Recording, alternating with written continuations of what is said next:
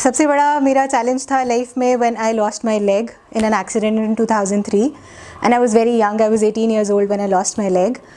तो उस टाइम पे मेरी लाइफ सडनली 180 डिग्री टर्न मार गई थी जब मुझे समझ में नहीं आया था कि मुझे अब लाइफ में करना क्या है। I was a passionate dancer then, और स्कूल एक्टिविटीज़ में बहुत एक्टिव रहती थी, तो मैं बैठती नहीं थी कहीं भी। तो माई टीचर्स यूज़ टू से कि भाई इसके तो स्प्रिंग लग रखे हैं, ये कहीं टिक नहीं सकती हैं मैडम। तो उस टाइम पे सडनली जब लाइफ ने बहुत मेजर चेंज लिया तो I was on the bed for 6 months। वो मेरे लिए एक बहुत बड़ा और शॉकिंग एपिसोड ऑफ कोर्स था, but yes life turning episode था मेरे लिए वो, because that's when I started to realise कि मैं कितनी स्ट्रॉन्ग हूँ और मेरे अंदर कितनी कैपेबिलिटीज़ हैं in spite of losing what I have already lost.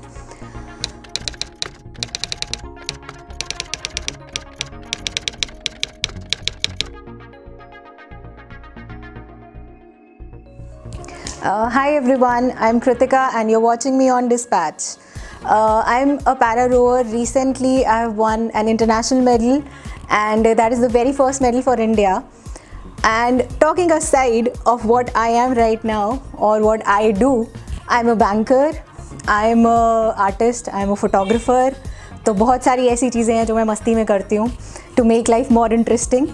And सबसे बड़ा मेरा चैलेंज था लाइफ में when I lost my leg in an accident in 2003 and I was very young, I was 18 years old when I lost my leg. तो उस time पे मेरी life suddenly 180 degree turn मार गई थी जब मुझे समझ में नहीं आया था कि मुझे अब लाइफ में करना क्या है। I was a passionate dancer then, और स्कूल एक्टिविटीज़ में बहुत एक्टिव रहती थी, तो मैं बैठती नहीं थी कहीं भी। तो माई टीचर्स यूज़ टू से कि भाई इसके तो स्प्रिंग लग रखे हैं, ये कहीं टिक नहीं सकती हैं मैडम। तो उस टाइम पे सडनली जब लाइफ ने बहुत मेजर चेंज लिया तो I was on the bed for 6 months। वो मेरे लिए एक बहुत बड़ा और शॉकिंग एपिसोड ऑफ कोर्स था, but yes life turning episode था मेरे लिए वो, because that's when I started to realise कि मैं कितनी स्ट्रॉन्ग हूँ और मेरे अंदर कितनी कैपेबिलिटीज़ हैं in spite of losing what I have already lost. तो लेग को लूज़ करना तो एक चैलेंज था, लेकिन लाइफ को दोबारा से शुरू करना एक सेकेंड चैलेंज था मेरे लिए। और लाइफ को दोबारा स्टार्ट करने में मुझे शायद सबसे पहली चीज़ जो करनी थी वो था वापस चलना सीखना था। और एक छोटे बच्चे की तरह शायद मैंने भी बेबी स्टेप्स लिए उस टाइम पे और लाइफ को स्टार्ट किया दोबारा, और हर दिन छोटी छोटी चीज़ों को सेलिब्रेट किया। जैसे अगर मैं किसी दिन 2 स्टेप्स चल लेती थी तो मैं खुश होती थी कि आज मैंने कल से बेटर किया है। तो लाइफ एक एक दिन करके वैसे बढ़ती गई जब मुझे लगा कि हर दिन को सेलिब्रेट करना शायद एक नया मुकाम हासिल करने की तरह होगा कि आप छोटी छोटी अचीवमेंट्स को सेलिब्रेट करें।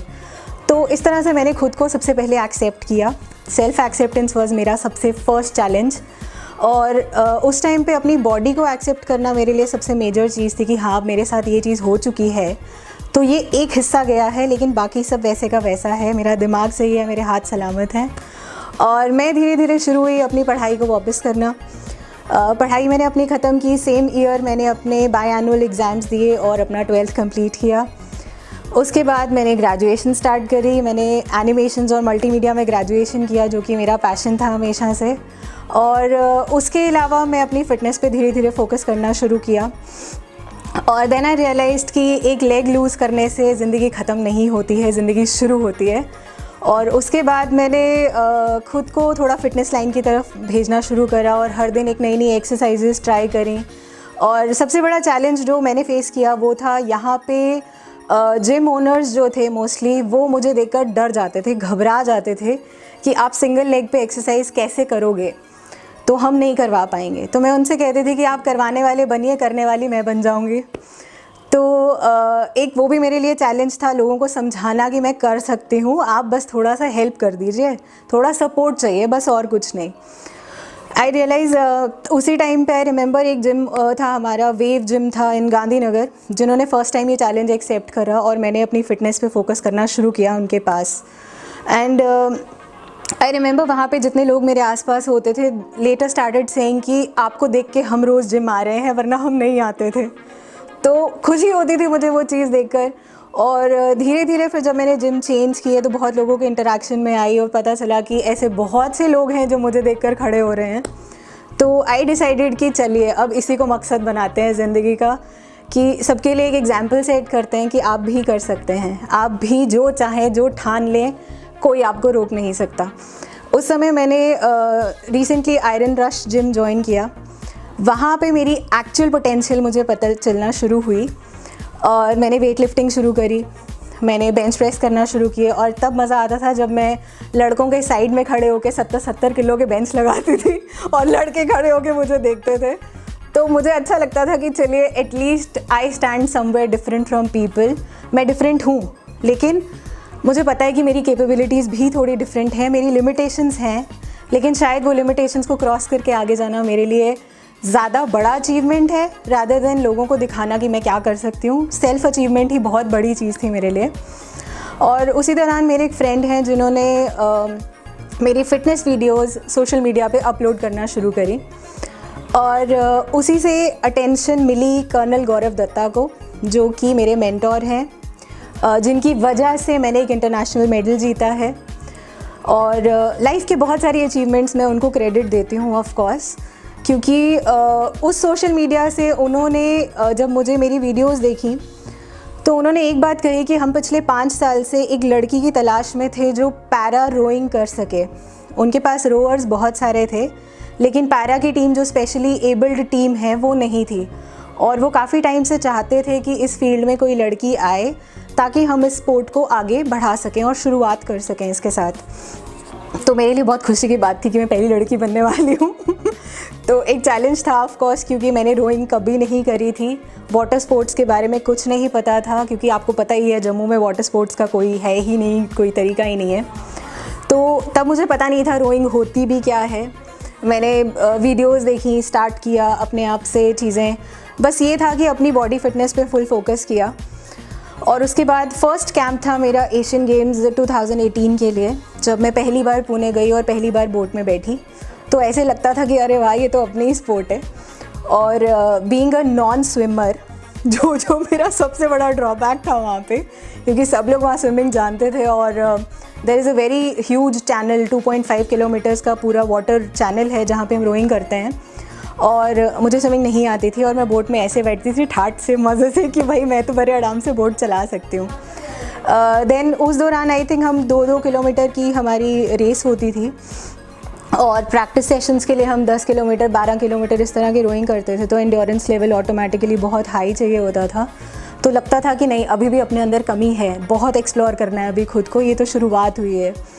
और उसी दौरान आई थिंक आई रिमेंबर मेरा कैप्साइजिंग एपिसोड हो गया था, मेरा बोट पलट गया था और मेरा एक ड्राउनिंग एपिसोड हुआ था which created a water phobia for me. और वो वाटर फोबिया इतना बड़ा था कि it took me around a month और 2 to get back on track, क्योंकि मैं पानी को देख के डरने लग गई थी, बहुत डरी थी थोड़ी देर के लिए। कुछ टाइम तो मैंने बहुत अच्छी रोइंग करी, लेकिन थोड़ी देर के बाद मैं इतना ज़्यादा घबरा गई थी क्योंकि मुझे बिल्कुल स्विमिंग नहीं आती थी। लेकिन धीरे धीरे तब भी मुझे कर्नल दत्ता ने एक बात कही थी कि you are a fighter, you are a warrior and you very strong. तो उस चीज़ को मैंने ठान लिया था कि बेटा पानी में तो वापस जाना है, जो मर्ज़ी कर लो, अब कैसे लड़ोगे खुद से वो तुम डिसाइड कर लो। तो धीरे धीरे मैंने स्विमिंग तो शुरू करी, लेकिन हाँ, वाटर फोबिया अभी भी है, वो रहेगा आई थिंक। बट अब इतना पता है कि मैं कर सकती हूँ, कोई चीज़ मुझे रोक नहीं सकती है। तो वाटर फोबिया ओवरकम किया। उसके बाद 2019 में मैं वापस रोइंग करने गई, दोबारा से कैंप्स अटेंड किए और उसके बाद हमारा कैंप लगा फॉर एशियन चैम्पियनशिप, जो हमने 2 मंथ्स की ट्रेनिंग करी और उसके बाद हम साउथ कोरिया में पहली बार पैरा की टीम लेकर गए थे।